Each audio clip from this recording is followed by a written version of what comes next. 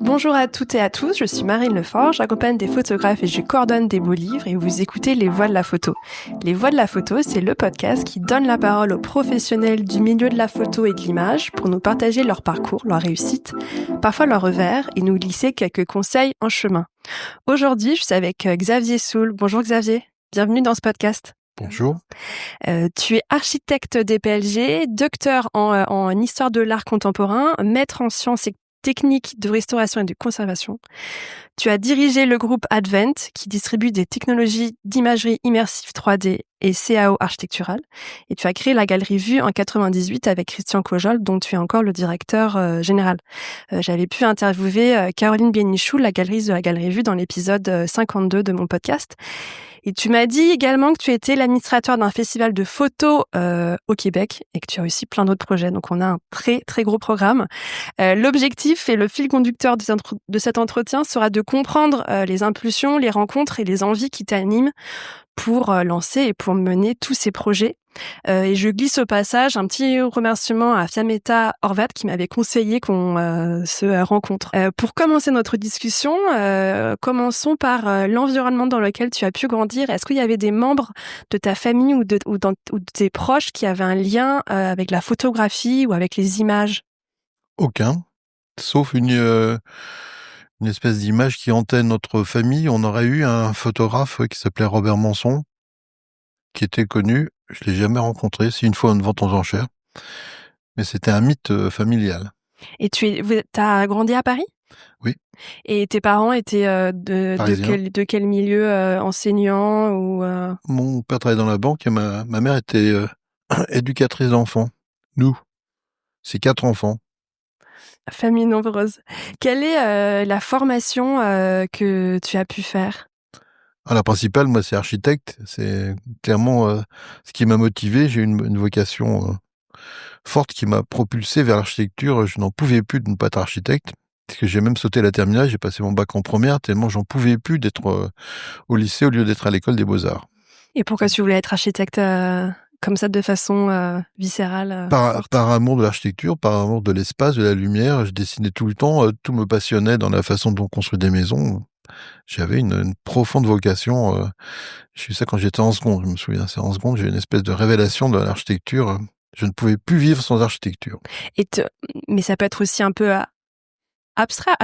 À cet âge-là, il y avait des bâtiments qui t'inspiraient spécialement ou des personnes ? Tous. On citait tout à l'heure les Pierres sauvages de Pouillon. Je l'ai lu quand j'avais 15-16 ans. Ça m'a transformé le cerveau.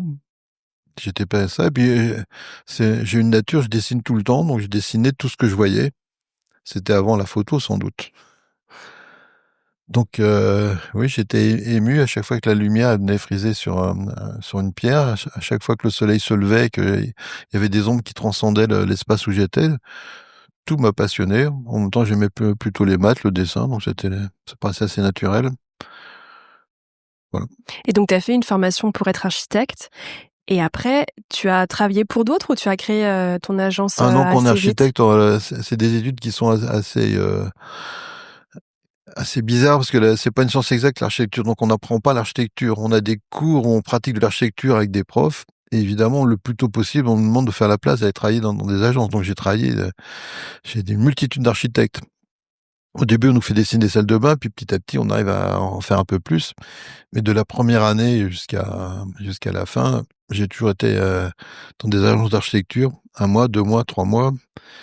C'est évidemment là où on apprend le plus la pratique essentielle de ce que c'est qu'être un architecte. Mais donc j'ai fait, par exemple, un des premiers chantiers que j'ai fait, c'est la tour Montparnasse. Ça, je m'en souviens encore. Être à l'intérieur, là, c'était Auguste Arsac, là, le patron, être à l'intérieur d'un chantier pareil, quand j'étais en 3e, 4e année, ça m'a complètement passionné. Donc j'étais sûr de ma vocation. Et à ce moment-là, tu dessinais principalement ? Ah oui, quand on est débutant, on est à une table à dessin, je dirais, mes premières choses, on me faisait dessiner des salles de bain pour apprendre à placer le lavabo et la baignoire. Puis petit à petit, on en fait un peu plus. Et puis après ça, on commence à faire un peu d'aménagement plus grand. Puis on fait un petit peu d'urbanisme. Et puis, mais il y a une espèce de progression assez organique. Et puis suivant moi, quand je dessinais bien, je faisais beaucoup de perspectives. Et c'était même devenu un gagne-pain. Pour arrondir mes fins de mois, je faisais des perspectives pour Bouygues, pour n'importe qui. Là, j'étais ce qu'on appelle un perspecteur. En Donc, plus on me de donne, ton... bah, c'est un travail d'architecte que de dessiner les perspectives. Donc, on me donnait un projet le vendredi, le lundi, il fallait que j'ai dessiné je sais pas, la poste de Douala, ou que j'ai dessiné, mais c'est une partie de l'architecture qui est un peu la partie propagande, parce que ce qu'on appréciait, c'est que j'étais capable de foutre un arbre à l'endroit où c'est moche, de foutre un landau avec une petite dame devant pour que le client s'identifie, et pas de mettre une rose, mais de mettre une 2 chevaux au premier plan.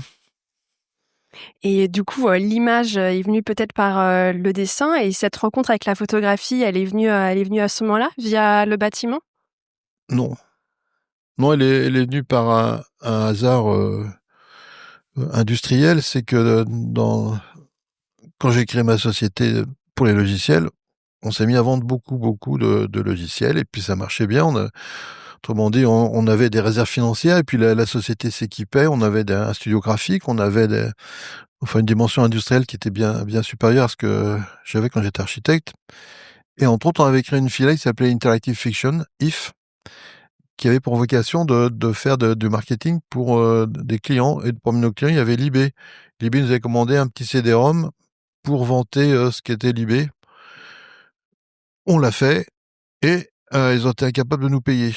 Donc les gens de IF m'ont dit, ils payent pas, ils payent pas. Je me dis, c'est quoi ce client? Ça remonte au PDG. Le PDG se trompe dans ses dignités. Passez-moi le patron, c'était Serge July. Je vais voir Serge July qui m'embaumait dans ses histoires, qui me raconte l'avenir de l'image, du machin, du truc. On a discuté comme des malades.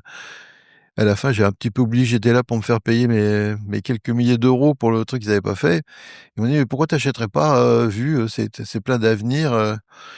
Et de fait, moi, mon analyse, c'était que c'est l'apparition du numérique, enfin de l'électronique, comme ils disent.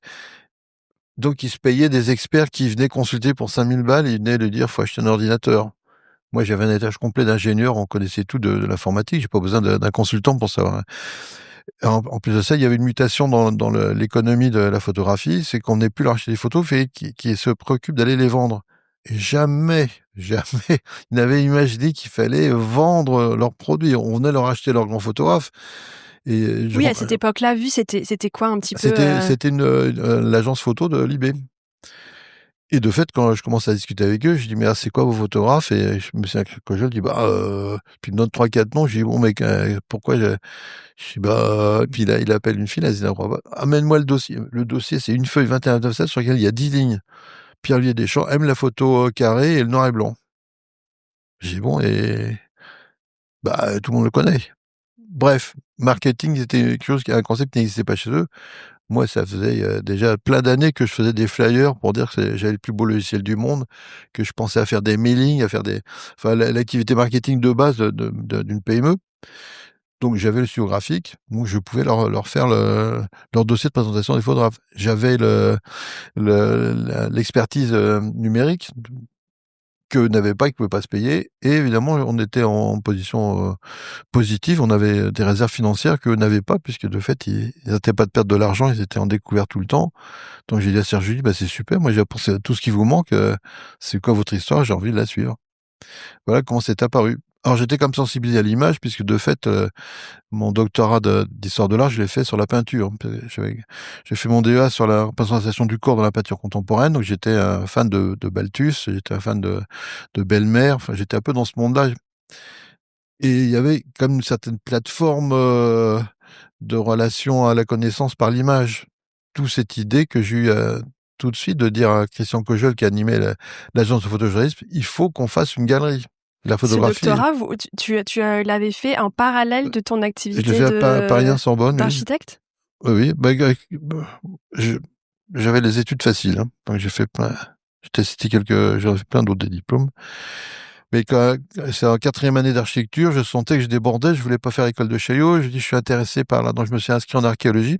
J'ai fait un DESS d'archéométrie, qui était un truc très technique, mais en faisant ça, je me suis aperçu qu'on parlait pas directement d'architecture. Donc, j'ai fait la maîtrise de sciences et techniques de restauration et de conservation, qui se posait vraiment les questions de l'obsolescence, du vieillissement, de l'entretien du patrimoine. Et dire, ce qui est assez amusant, c'est que dans ma, comment on dit, l'année, dans ma session, Mmh. il y avait Ma promo. Anne Cartier-Bresson. Et donc ensemble, on a appris des trucs sur la restauration de la peinture, enfin de tout. Et quand j'ai eu mon diplôme, on s'est quitté. Je l'ai retrouvé que 25 ans plus tard, en disant mais qu'est-ce que tu fous là Mmh. Parce qu'elle avait continué à faire de la restauration. Puis on connaît la carrière qu'elle a fait dans Mmh. concernant la photographie. Donc je fais ces études de maîtrise sur ces techniques pour apprendre ce que c'est que l'électrochimie, le vieillissement, tous ces concepts-là.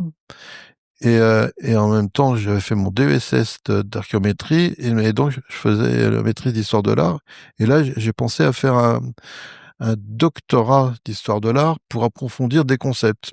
Alors ma première idée, c'était de travailler sur ce qui est vraiment l'apport de l'image dans la conscience du monde, etc., qui concerne l'architecture. Et puis j'ai embrayé ma dernière année, ma thèse, je l'ai fait autour justement d'Auguste Perret. Puisqu'entre-temps, j'avais eu un coup de chance avec deux copains, on avait gagné le prix Auguste Perret. C'est un truc qui m'avait propulsé comme architecte. C'est le premier prix que j'ai gagné, le prix Auguste Perret, ça nous a fait un minimum de CV. Donc je me sentais un petit peu redevable de Perret, puisque c'était un prix qui était remis par le Conseil de l'Ordre, l'UIA et le diocèse de Paris. Donc j'ai le prix Auguste Perret, j'étudie l'histoire de l'art, je me dis, mon doctorat, je vais le faire autour de cette filiation que j'ai indirectement avec Perret. Et puis, enfin, je vais pas raconter toutes mes études, parce que j'avais soif de faire plein d'études à ce moment-là. Mais c'est ce qui a fait que je suis resté très fortement sensibilisé. D'ailleurs, je collectionnais un petit peu la peinture. Et j'étais accro de ce que les études m'avaient formé dans ça. Donc, quand j'ai rencontré la photographie, j'ai eu cette espèce d'idée que, on va dire, que la photographie, elle produit des œuvres, elle produit ces œuvres peuvent être des objets. Ces objets, c'est des choses qu'on peut vendre. C'est ce qu'on appelle une photographie de galerie. D'où cette idée de créer, quand on a acquis vue, j'ai tiré les cheveux de Cojol pour dire on va créer une galerie. Et d'ailleurs, on en a fait un peu comme vous pour trouver notre local, puisque moi, mes locaux étaient dans le 15e, la rue de Cré, et vu, ils étaient avec Libé à rue Béranger. Donc j'ai pris mon compas et j'ai fait des petits cercles. Le barycentre entre eux et nous, et le barycentre des plus gros clients qu'on avait. Donc de façon assez naturelle, on s'est retrouvé du côté de Bastille. Et on a trouvé ce local par chance, qui était boulevard Henri IV. On avait un énorme sous-sol de 5 mètres sous plafond, 500 mètres carrés. J'ai dit, on fait une galerie. Et pourquoi, du coup? Pourquoi avoir envie de lancer cette galerie? Là, on est en 98, c'est ça? Pour ce que j'explique, c'est que la photographie, elle cherchait son monde, elle cherchait son économie. Mais je dis, il y a une autre vie que simplement produire des reportages pour une presse qui a de moins en moins d'argent, ou que de sortir des photographies sur lesquelles on va se battre pour qu'elles soient pas croppées, pour qu'elles soient bien cadrées normalement. Je dis, la photographie, elle m'émeut. La photographie, c'est un objet. Donc j'ai eu cette idée de dire que puisque c'est un objet, il y a un marché pour la photographie en tant qu'objet. Et comment tu t'es du coup entouré de Christian Cojol? Ah ben quand on a pris vue, il y avait déjà du monde dedans. Et puis moi j'ai bouffé tous les bouquins qui existaient sur la photo. En quelques mois, j'ai bouffé tout ce qui existait sur la photo. Je suis pas resté innocent face à ça. Parce on avait des problèmes triviaux d'entreprise. Quand on a pris vue, c'était un espèce de capharnaüm, une chose complètement incroyable. Je me souviens qu'il y a une chose qui m'a marqué, c'est qu'entre la commande et la clôture d'une affaire, quand on nous achète une photo, il y avait 17 opérations.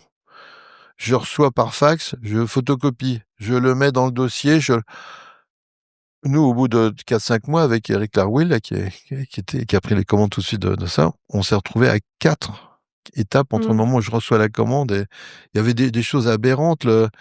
C'est une filiale de Vue. Vue était une filiale de Libé. Et ils avaient 2 logiciels comptables différents.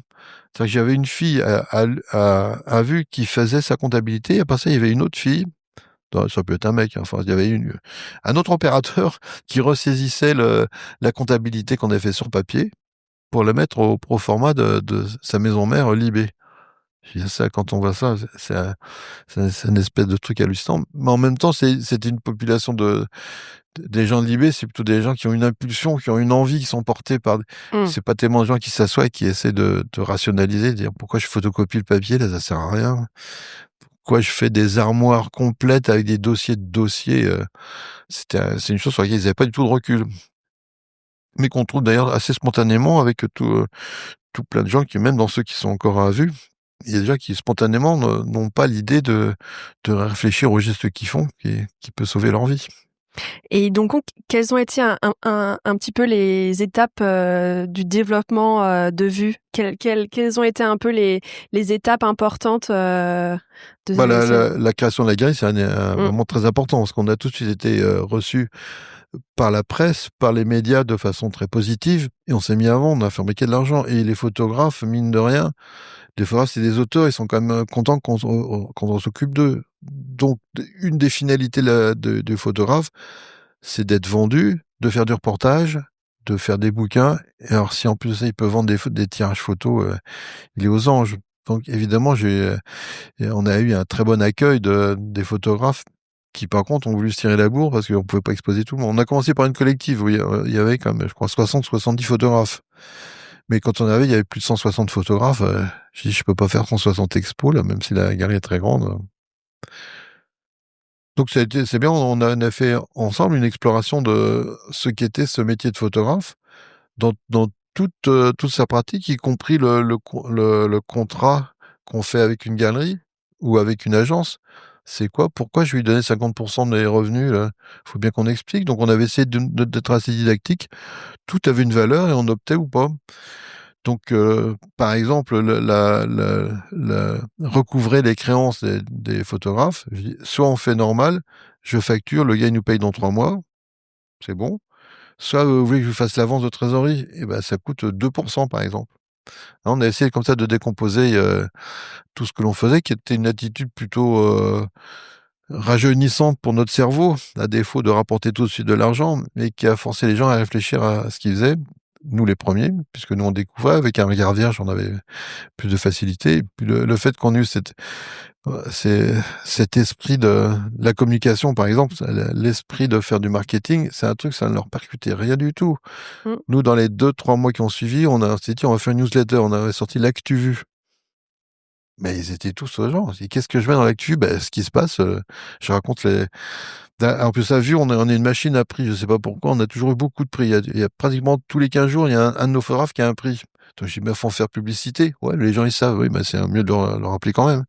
Donc, on a décidé tous les prix. Peu de temps après que je suis arrivé, il y a un de nos photographes, là, Paolo Pellegrini, qui a eu le prix Kodak, pour un reportage, le sida en Ouganda.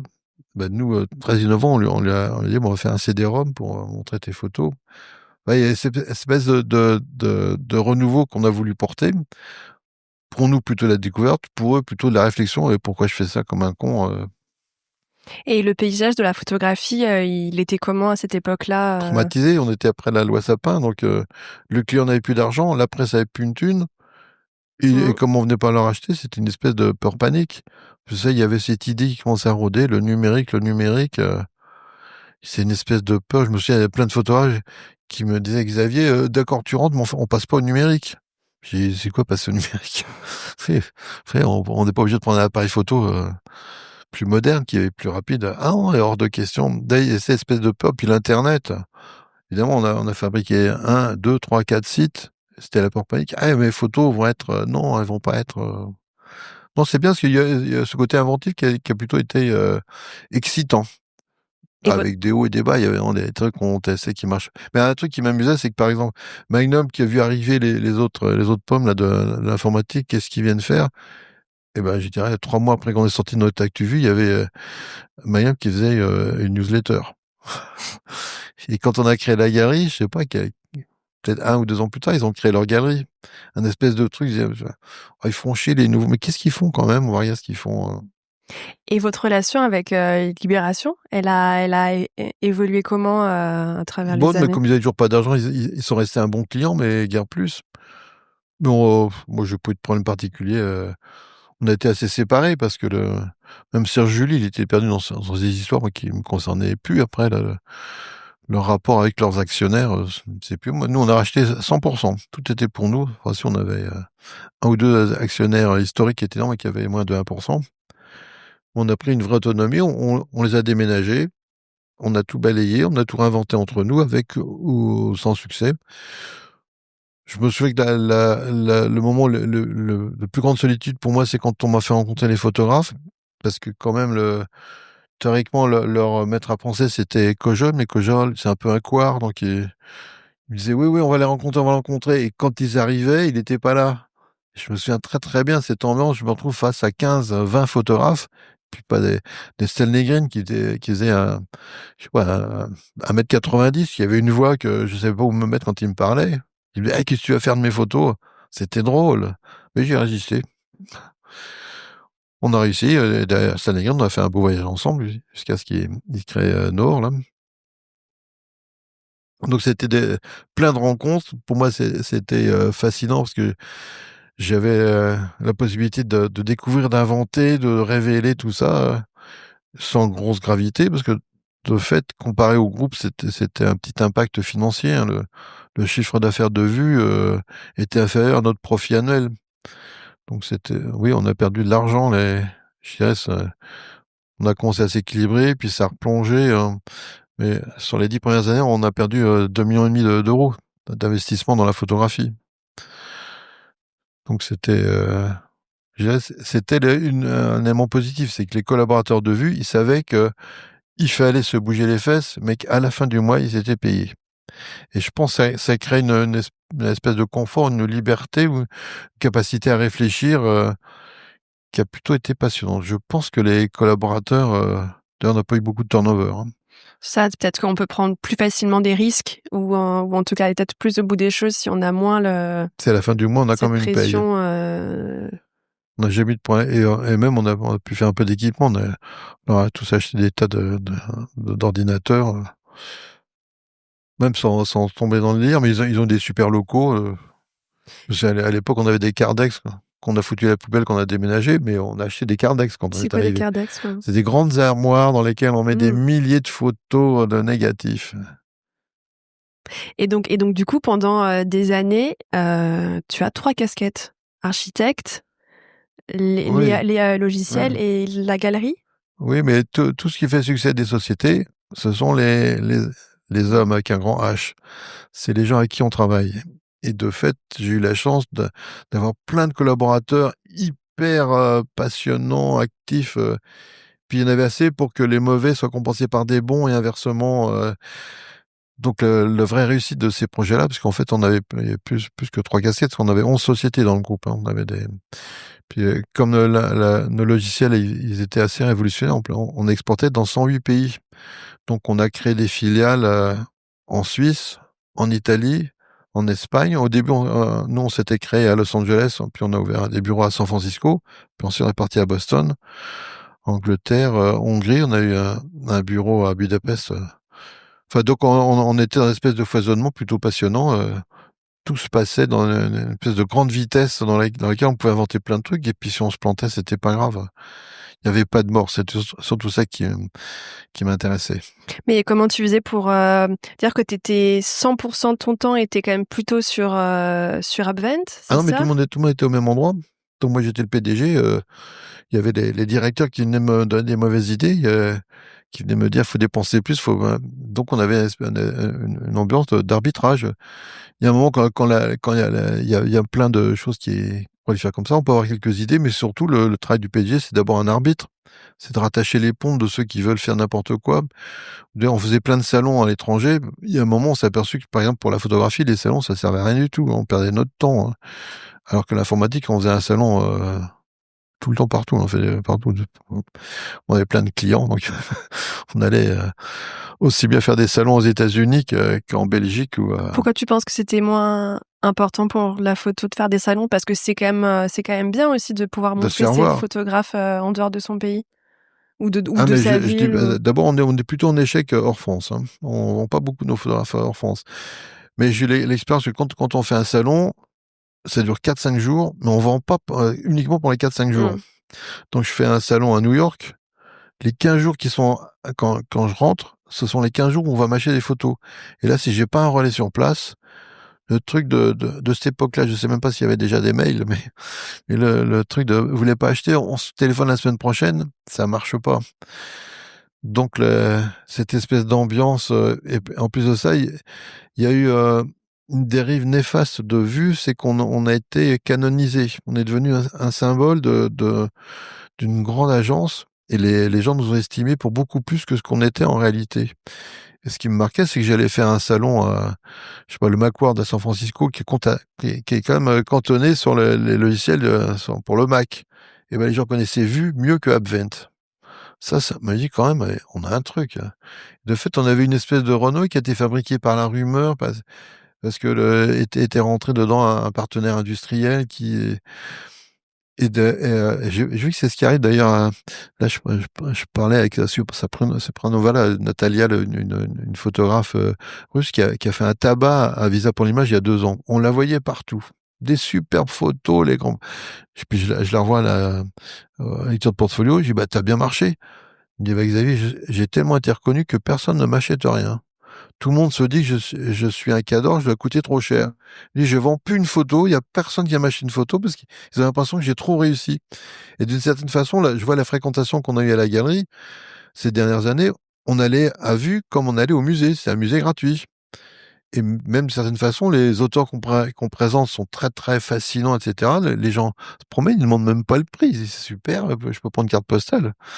Ah, il y a une espèce de surcote de notre marque qui fait qu'on se dit même pas que mais c'est des gens qui vendent quand même des photographes. Pour se prendre un photographe de vue, on dit ça va être trop cher, donc je vais pas demander à vue. Enfin, je caricature parce qu'on a quand même vendu. Mmh. Hein. Oui, oui, oui, oui. Mais c'est un des défauts de la reconnaissance de la marque, c'est que, Et comment faire du coup pour que la marque se redevienne bah, par exemple, comment vous faites pour je fais que pratiquement plus de salons parce que les salons, les gens ils viennent voir à Mmh. vue avec admiration. Ah, c'est le plus beau stand of the world.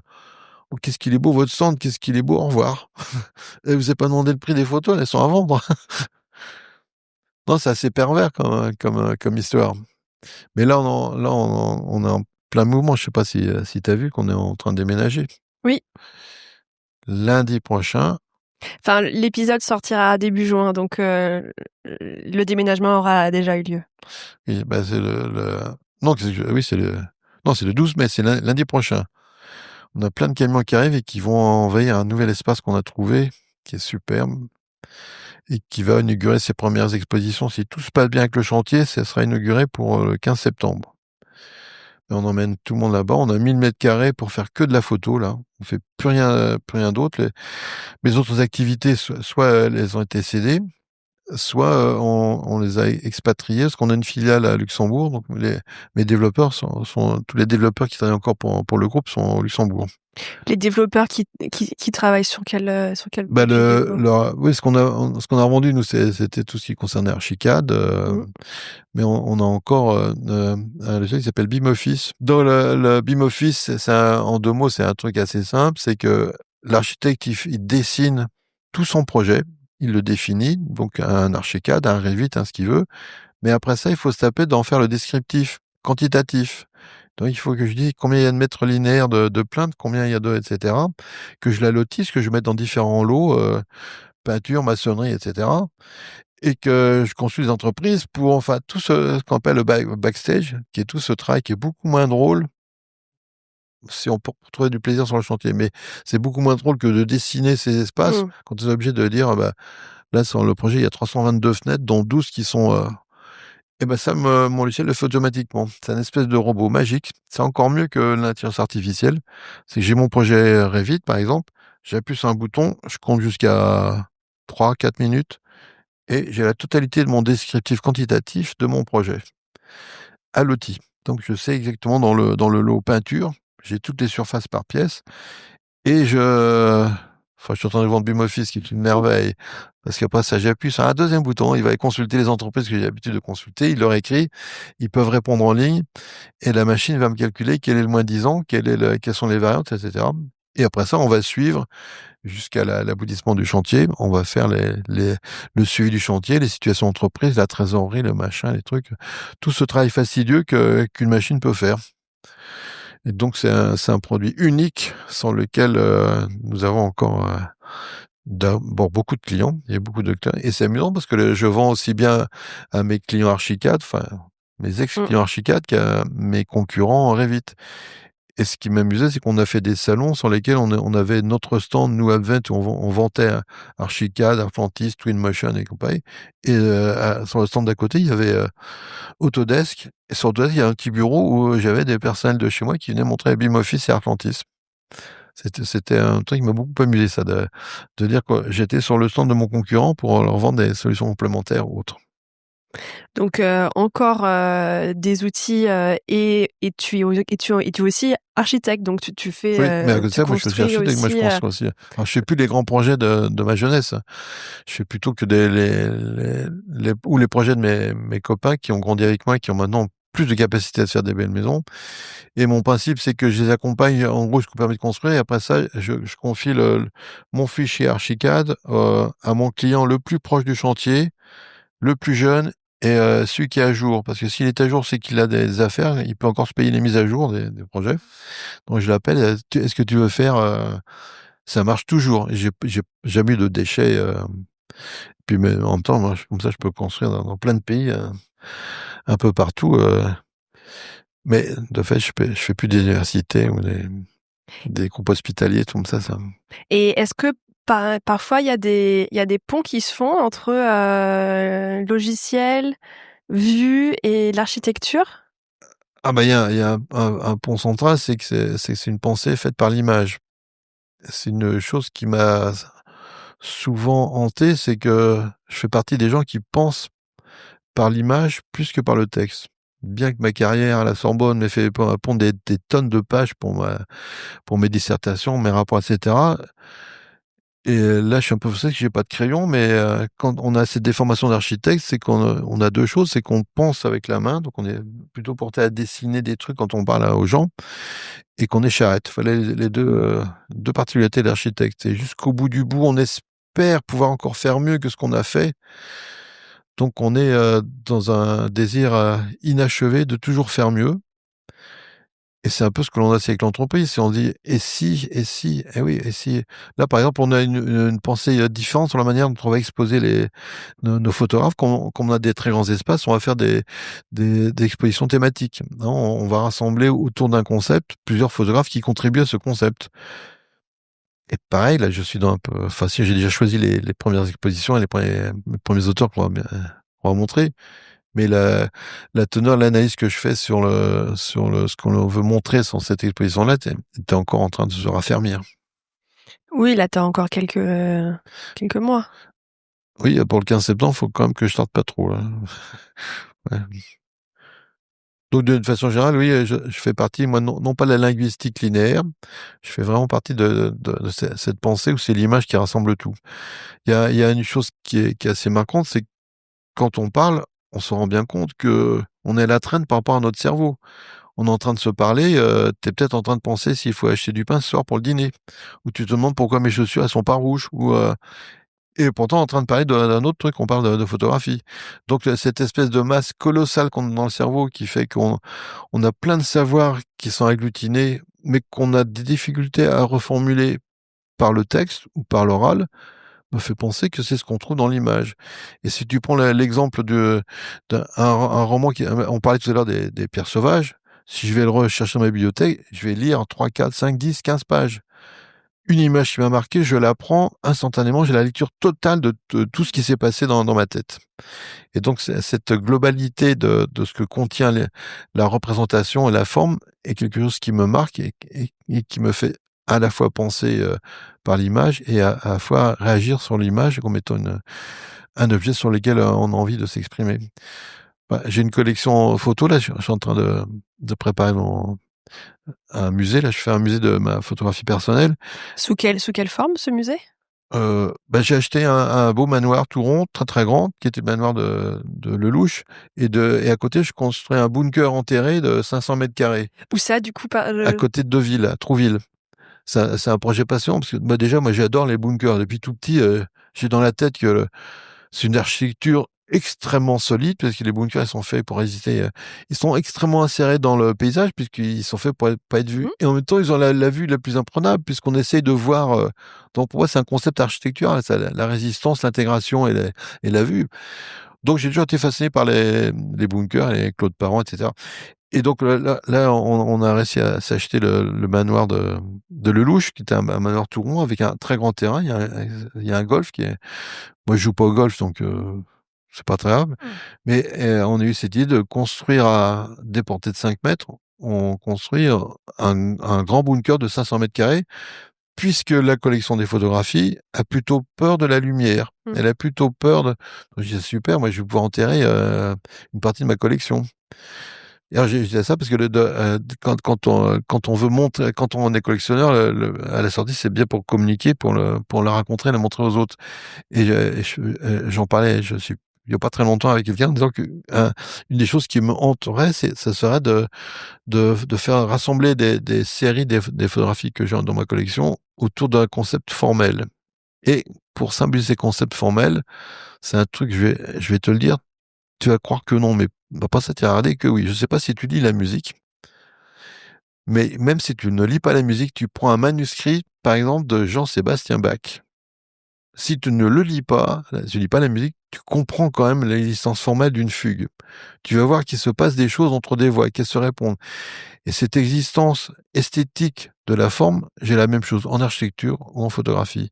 Et je voudrais faire des séquences qui rassembleraient 15-20 photos autour de je sais pas, la fantaisie et fugue en sol mineur de Bach qu'il a écrit quand il a appris que sa femme était morte et qui commence avec une espèce de lenteur, qui reconnaît la grandeur de Dieu, et puis au bout de je sais plus, la 30e, 35e mesure, il pète un plomb, il se met à se faire des discordances, comme si, mais bon Dieu, tu me l'as quand même piqué, ma petite Anna Magdalena. Je l'aimais, je l'aimais. Donc, et cette espèce de formalisme, on le voit, même si on lit pas les accords, on voit qu'il y a plein de petits dièses, de petits machins, on sent que, et se faire transporter comme ça par un graphisme de la musique, parce que la musique, théoriquement, c'est plutôt dans la tête, mais même si on lit pas la musique, je maintiens que je passe bien des manuscrits, parce qu'ils portent la tension de la main de l'auteur. Et ben, on a la même chose quand on voit enfin, je vais pas citer les photographies que je vois avec la fantaisie en sol mineur, mais je verrais bien avec l'ouverture des Gold. Enfin, bref, j'ai des idées de dire qu'il y a des relations formelles qui vont préexister. Par exemple, en architecture, l'architecture d'Alvar Aalto, qui est une architecture extrêmement organique, qui a des points communs avec Le Corbusier, qui a des points communs avec les dessins d'inflexion du corps de la femme, ou quand dans les années 30, il y a ces espèces d'épures là, de Balthus il fait un corps de femme où il y a une espèce de volupté. On monte la cuisse et puis le galbe de la fesse, on remonte et le galbe du sein. Ben ça, c'est un truc, c'est une obsession formelle. C'est une obsession que l'on retrouve dans les plans d'Alvar Aalto quand il tend ces grandes lignes d'accès à son bâtiment. Ou quand Le Corbusier, théoriquement, il fait une architecture, mais on a la même chose avec Richard Meyer, qui est comme Le Corbusier, une architecture qui est très métrique. On a des trames, Richard Meyer, c'est le plus éprouvant. Il construit tout en alucodion. Il met tous ses bâtiments sur une trame carrée dans un matériau particulier. Il y a un exemple à Paris qui est le coup de Canal+, qui était en face de la maison de la radio. Hein, une trame toute blanche, on reconnaît. Et ben quand on regarde cette métrique, il y a dans les codes de Richard Meyer ces points d'inflexion de la courbe qui rencontre la droite, qui n'est pas tangente, qui n'est pas. Et ça, je suis persuadé qu'il y a une existence de la forme qui est autonome de ce qu'est le support artistique qui est utilisé. Donc, c'est évident qu'on l'a en photographie. J'ai pas tout. Bref, voilà, mon idée, c'est de rassembler autour de concepts transartistiques des choses qui fabriquent du sens. Et c'est un peu le cœur de la collection photo. Je me demandais pourquoi je collectionne comme un malade. C'est qu'on a envie de rassembler, de fabriquer des histoires nouvelles. Et je dis toujours, je prends plein de mots, puis j'en ferai un récit nouveau. Donc faire cohabiter Martin Beaugraine faire cohabiter des différentes photographies, ça les révèle les unes les autres. Quitte à ce qu'on les utilise de façon différente. On a beaucoup de mots dans son vocabulaire, mais on peut écrire beaucoup de romans avec les mêmes mots. Et donc c'est un peu de ce qui m'intéresserait dans mon musée là de tour. Portera ton nom, du coup? Ce sera Ça s'appelle Art Soul. C'est un espèce de jeu de mots.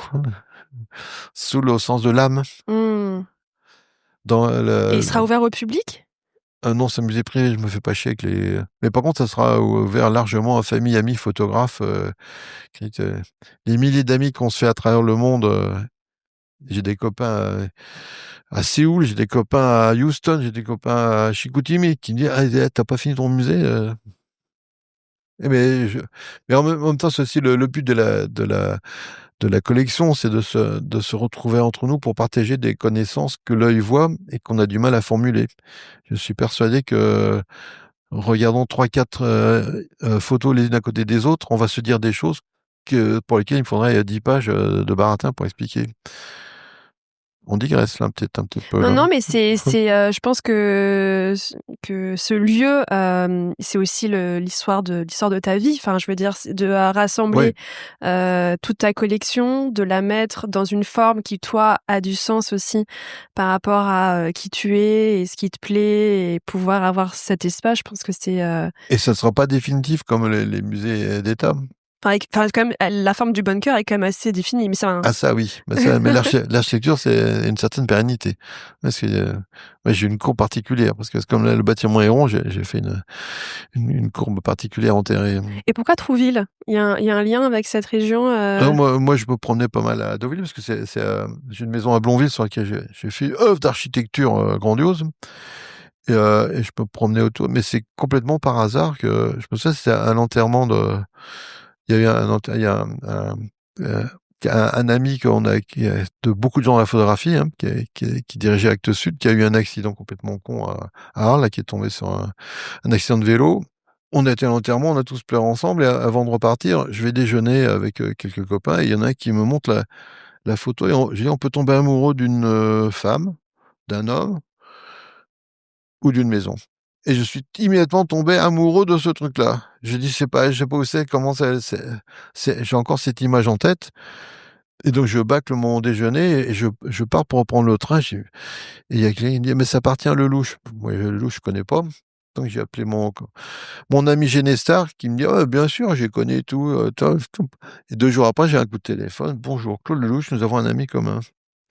Une semaine après, pratiquement, l'affaire a été faite. Et il sera prêt pour quand, ce Alors, musée? j'ai un petit problème de permis. Ça fait 2 fois qu'on me refuse pour des ça. J'espère toujours l'avoir pour début 2026.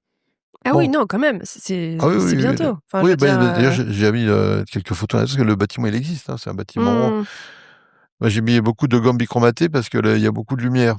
Et donc, c'est les seules photos que j'ai qui craignent pas la lumière, les gommes bichromatées. Donc, j'ai fait plein de. Mais j'ai déjà pas mal de photos qui sont exposées dans le manoir existant. Là. Et tu voyages beaucoup. Quand on s'est parlé il y a un mois par mail, tu étais à New York. Non, à l'iPad. Hein. Exactement. Et tu es aussi, ce que tu me disais, l'administrateur d'un festival de photos au Québec. Oui, Zoom dans Saguenay, Photo le Zoom Festival. Photo Festival à Chicoutimi. Quel est ton rôle dans ce festival? Excitation générale. Là, par exemple, je m'occupe avec Olivier Labon-Mattei de sélectionner les photographes qu'on va exposer en octobre. Donc là, c'est super. On a écrit on a choisi une thématique qui est frontière et on choisit au total entre 15 et 20 photographes qu'on va exposer à Chicoutimi. Bah, c'est passionnant parce qu'on fait on fait le tour du monde. Mais à côté de ça, moi, je fais beaucoup de lecture de portfolio, je fais beaucoup de. Donc c'est une des parties intéressantes de mon travail. Je voyageais beaucoup pour Advent et maintenant je voyage aussi beaucoup pour Vue. Donc j'étais à Ipal. La fin de semaine prochaine, je vais à Amsterdam pour le World Press. 3 jours après, je vais à Madrid pour Photo Espagna et ainsi de suite. Quoi. Donc c'est le côté qui est plutôt agréable dans ma profession, c'est que je rencontre tout le temps des tas de gens partout. Là, j'ai eu une période avant le Covid, on a fait énormément de Chine. C'est une découverte totale, la Chine. D'ailleurs, c'est marrant parce que là, j'avais les 2 casquettes, que j'étais faire des conférences sur l'architecture et le BIM dans les 8 plus grandes universités d'architecture chinoises. Et dans la foulée, je me suis tapé de faire tous les grands festivals de Shanghai, de Dali, de Pékin, de machin, etc., de Lianzhou. Et j'ai beaucoup de plaisir à Lianzhou. Donc c'est amusant, c'est une activité où, comme on est tout le temps en découvrant, avec Olivier, on est encore en train de chercher des photographes qu'on va exposer. Donc je vais aller.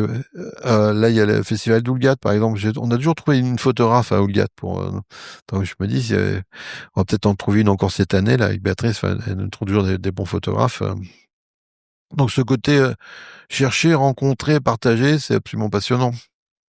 Oui, parce que ma question, c'est que j'avais en tête pendant que tu parlais, c'est aussi comment est-ce que tu fais, enfin comment est-ce que tu as fait pour aussi pouvoir identifier tous ces endroits, toutes ces personnes, tous ces réseaux que Ah bah, tu ça se arrives à faire. fabrique, ça se fabrique. C'est en fait c'est l'activité quoi, c'est le fait Oui, de lancer des. bah, j'ai fait beaucoup de lectures de portfolio à PhotoFest à Houston. Mais c'est des lectures qui durent une semaine et on est avec 60 reviewers.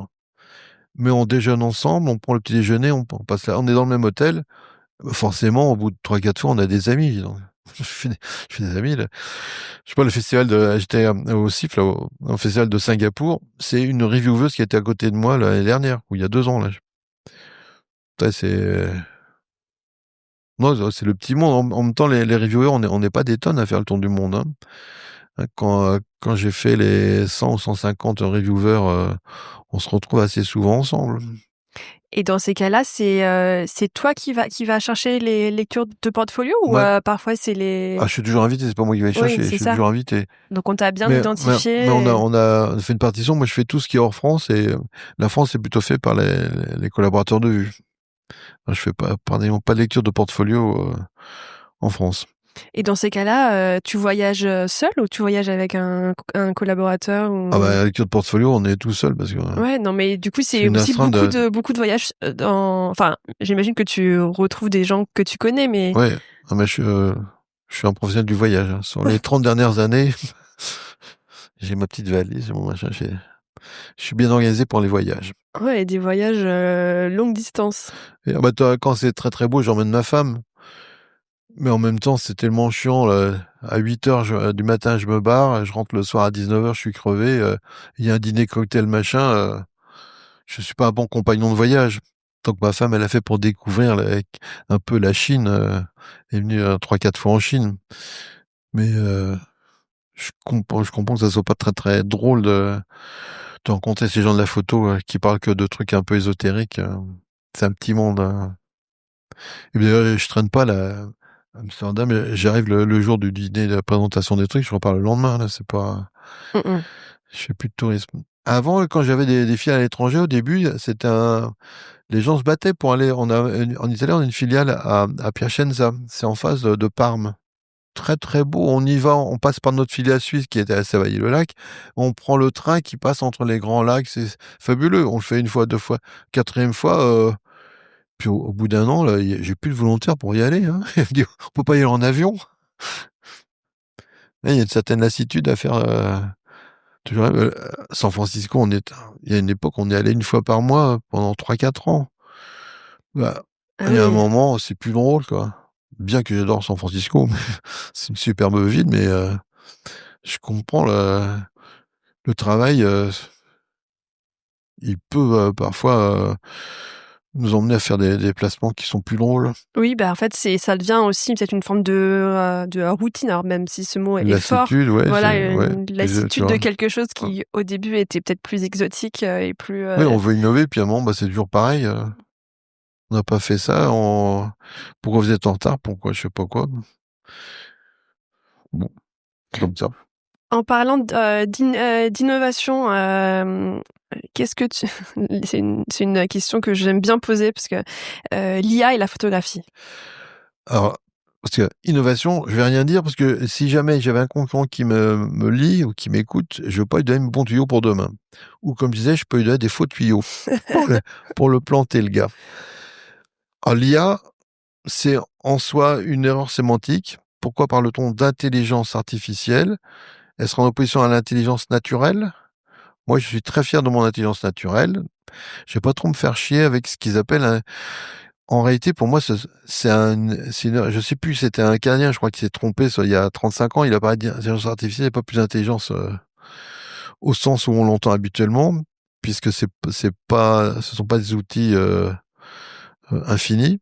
D'abord, si le principe de l'intelligence artificielle, c'est de prendre des datas et de faire une régression statistique sur les datas, j'ai pas de grande peur parce on est incapable d'ambitionner à faire beaucoup plus que ce qu'on fait actuellement, ne serait-ce qu'en quantité d'énergie disponible, hein, parce que je prends 2 puissance 130 pour simplement en énumérer les chiffres, je dépense plus d'énergie qu'il n'y en a de disponible sur la totalité de la Terre.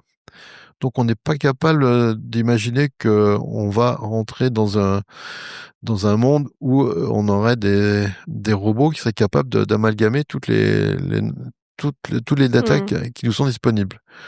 Donc on est déjà contraint à faire de la réduction de data. Et même on le voit puisque les IA, les moteurs d'IA qui sont disponibles, ils commencent déjà à peiner pour la consommation d'énergie ou la disponibilité des calculateurs. Donc en termes d'infini, j'y crois pas.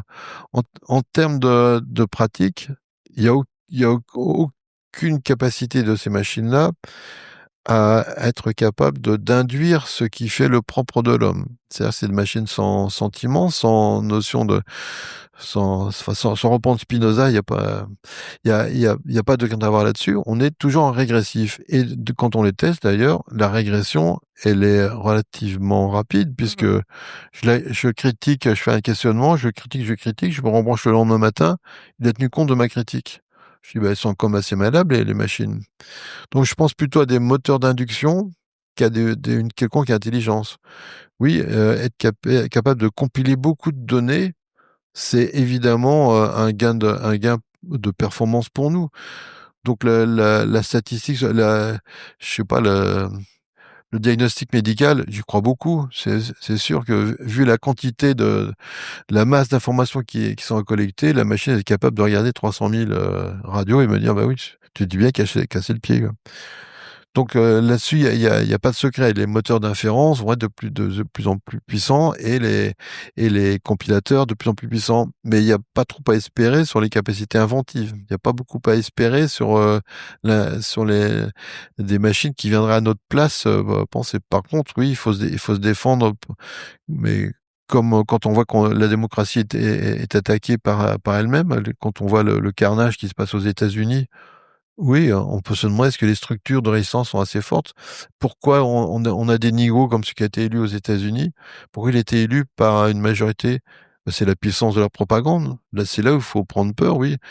L'incapacité de cerveau moyen à sortir du fait qu'on a des biais de cognition qui nous dépassent, oui, c'est très important. Et je renchéris là-dessus en disant que c'était un des enjeux stratégiques du journalisme et du photojournalisme. La différence entre le vrai et le réel, c'est le journaliste qui nous l'apporte. Et je pense qu'on vit un temps stratégique pour les capacités des auteurs à exister en tant qu'auteurs. Et qu'est-ce qui va faire que je vais croire une image si demain matin elle est de plus en plus sophistiquée dans sa modification? C'est qu'il y aura à côté un auteur que j'identifiais, qui me parle sans mentir, dans lequel j'ai l'expérience de ce qu'il a fait avec moi, et qui va me dire, ça, c'est quelque chose que j'ai vu. Voilà le réel que j'ai constaté. Donc, cette période qui fait frileusement grelotter tout le monde sur l'image, bon, il faut un peu d'apprentissage, il faut apprendre à bien voir ce qu'on fabrique avec les images. Mais Ce qui peut être de plus en plus dur. oui, mais c'est pour ça qu'on a besoin de médiateurs, par exemple la presse. Les auteurs, les photographes, les photojournalistes, ils vont être capables de travailler pour moi. Eux, ils peuvent avoir cette expertise-là. Parce que nous, on en fait quand même. Dans les logiciels que j'ai fait, on a fait il y a quelques années une exposition dans la galerie où je mettais des images calculées par mes logiciels et par des clients, et à côté des photos de mes photographes. Eh ben, il y en a plein, les gens se trompaient. On disait, quelle est la photo calculée, quelle est la vraie? Et c'est étonnant qu'il y ait eu comme ça autant de tromperies, mais ça donnait quelques clés sur la façon dont on aborde la photographie, l'image, et entre autres, on a très très envie qu'il y ait une signature derrière, qu'il y ait un auteur qui me dise ce que je te montre, c'est moi qui l'ai vu pour de vrai. Donc je pense qu'on vit une époque qui nous fait réfléchir à ce que c'est que cette relation cognitive que j'ai aux données qui me tombent dessus, qui me fait réfléchir à la place que je veux laisser aux outils de facilité, parce que j'aime bien qu'ils fassent des tas de choses qui me font chier. Moi, j'ai pas de problème à ce que mon téléphone, ils me disent que le boulanger le plus proche, il est là. Je m'en fous, oui, il a vu où j'étais. Bon, ben alors, ça me va. Ou pas de... J'ai mon fils qui travaille chez Google, qui passe son temps, fais attention, j'ai mis fait attention à quoi, moi? Je te donne mon disque dur ouvert, avec tout dedans. Qu'est-ce que tu vas faire? Qu'est-ce que tu vas me trouver? Tu vas manipuler pour me faire non. Mais même, Bah après, c'est parce ils peuvent nous faire vendre, acheter des choses, et après nous peut-être. oui, mais c'est pas le fait que je leur donne accès à ce que j'ai.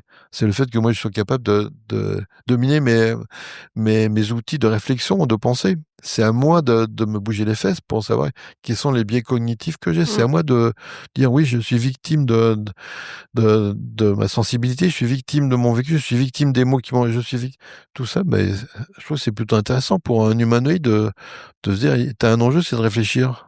C'est un peu notre propre. C'est comme ça qu'on a fait la guerre aux moustiques et qu'on est sorti de l'eau, on a terrassé les poissons. C'est un peu parce qu'on a appris à réfléchir. C'est un peu le propre de l'homme. Bah, moi, j'ai pas peur. C'est une autre race d'écosystèmes qui sont des races de robots. Tant que j'avais des dinosaures, j'ai des robots. Et les robots, ils peuvent peut-être mourir comme les dinosaures. Il y aura un excès de chaleur, ils n'arriveront plus à refroidir les machines, ils vont mourir. Moi pas parce que j'ai appris à mettre un pull ou à ventiler ma pièce. Et du coup, en fait, ça me fait aussi penser peut-être que les photographes vont peut-être par rapport à ce que tu viens de dire, auront peut-être aussi le rôle d'être les personnes qui nous montrent le réel. Toi, c'est aussi Ah quelque oui, chose bah, que tu... c'est la définition du photographe. Pourquoi j'ai des Oui, mais parce auteurs? qu'il y a des photographes qui peuvent aussi, comment dire, c'est pas toujours un sujet. C'est-à-dire que parfois, une image peut raconter ce que la personne a aussi envie. Ah oui, Vous oui, voyez, mais oui, enfin. mais pas ces auteurs, oui, oui, ils font pas n'importe quoi. C'est pas juste des boîtes enregistreuses avec un Mm, certificat non traficoté. Non, c'est qu'ils choisissent quand même.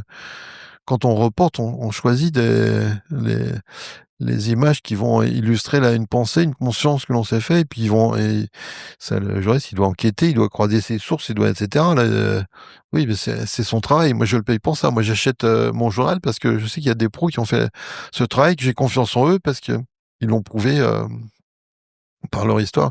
Quand en galerie, j'achète une photo, cette photo, elle est sérialisée. Donc, il me dit, c'est la 2 sur 5. Le jour où il en fait 6, il est mort, le photographe. Là, j'achèterai plus jamais une photo. mm. Donc c'est un peu un contrat de confiance.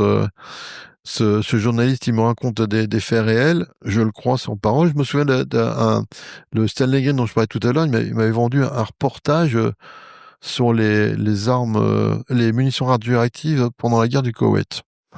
Je dis pourquoi pas? Je suis filtre, je sais pas, bref, il dit ok. Il revient, il me met des cartouches en du sable. Je dis t'étais à Hermenonville là ou t'as fait quoi là? Non, mais je te dis, c'était au Koweït, c'était je dis, mais comment je vois qu'elles sont radioactives? Ben, je te le dis qu'elles sont radioactives. Donc, de certaine façon, l'image, elle n'existait que par le baratin de Stanley Green. Et je me dis, c'est un grand photographe, il est honnête, le gars, il a fait la Tchétchénie, les machins, c'est du vrai. Donc, ce contrat de confiance fait que là, il y a une certaine vacuité dans ces images. Je crois qu'il a quand même compris que c'était un peu de la facilité. Et de fait, je suis pas sûr qu'il ait réalisé que aller si loin, c'était beaucoup mieux que d'aller à Hermenonville où il y a beaucoup de sable. Ou à Deauville, il y a de belles plages. Il achète des vieilles cartouches. J'ai une dernière question que j'aime bien poser, que tu peux prendre par le bout que tu veux. C'est est-ce que tu aurais des conseils pour des photographes? Oui. Voilà, je pense que tu vois pas mal de photographes aux lectures de portfolio ou qui te contactent. Mm. Donc, est-ce qu'il y aurait des choses à faire, ne pas faire Un conseil, c'est de rencontrer des gens comme des gens de vue. Faut se faire voir le plus possible. Faut se montrer à tout le monde. Faut écouter tout le monde. Et faut avoir aucun complexe à ce qu'on tombe sur un crétin qui veut dire que ta photo elle est conne. Parce qu'elle est quand même porteuse de quelque chose. C'est critique, elle est porteuse. Donc, par rapport, quand on vient rencontrer les experts faut être direct, faut pas les prendre pour des cons, donc c'est pas la peine de faire des écrins en peau de zozo et de donner des chocolats aux reviewers quand tu viens montrer tes photos. Tu montres les quelques photos qui vont parler de ce dont tu veux parler. Donc, première chose, c'est réfléchir qu'est-ce que je veux montrer. Et c'est un exemple assez trivial que l'on rencontre souvent. C'est un photographe qui nous montre 15 photos et on est complètement sec. On voit rien. On lui dit, pourquoi tu montres ça? Bah, c'est les photos.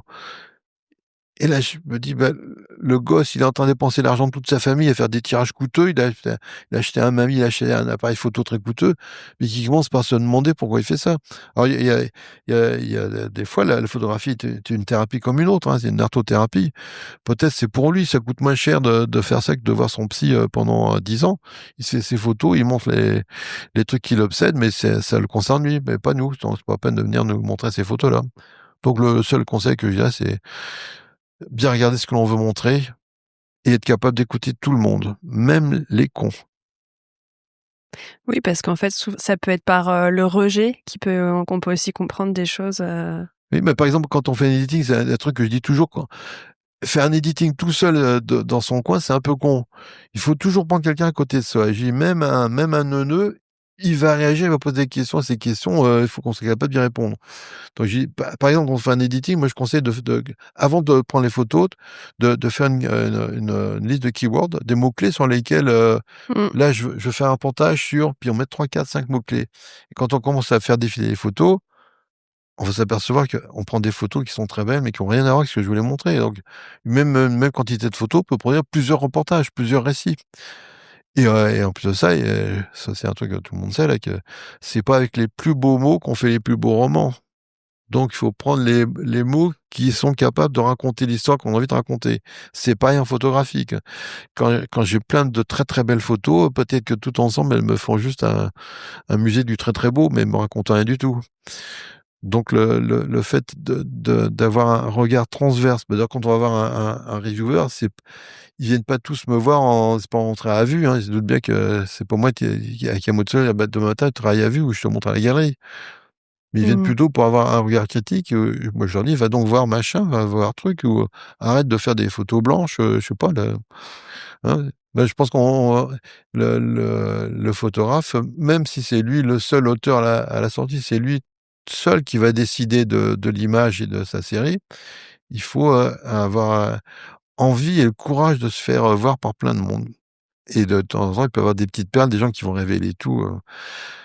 Mais même je te dis, un pas compétent, il va poser une question un peu triviale et j'étais obligé de lui répondre. Et ça va me faire penser que moi-même, j'ai peut-être fait une connerie, là.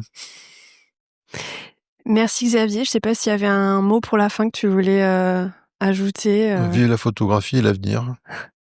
Eh ben merci pour cette discussion, pour tous ces conseils, pour cet échange. Voilà, c'était assez intéressant parce que tu as un profil qui est pas que dans la photographie. Donc c'était voilà, je pense que ça va intéresser beaucoup de personnes et qui pareil ont plusieurs activités qui se nourrissent. Merci. Parfait. À bientôt. À bientôt. Merci d'avoir écouté Les Voix de la photo. J'espère que cet épisode vous aura plu. Si vous êtes une ou un photographe qui évite la commande et que vous avez besoin d'accompagnement pour faire un point sur votre pratique artistique ou sur une série en particulier, n'hésitez pas à me contacter. Je serai ravie de discuter avec vous. Vous pouvez retrouver plus d'informations sur mes accompagnements sur mon site marinelefort.fr. Aussi, pour recevoir tous les 15 jours le résumé du dernier épisode, des contenus exclusifs, mes recommandations de lecture, de films, d'expositions ou de conférences, et même parfois des cadeaux, je vous invite à vous abonner à la newsletter de ce podcast. Vous pouvez retrouver le lien en note de cet épisode.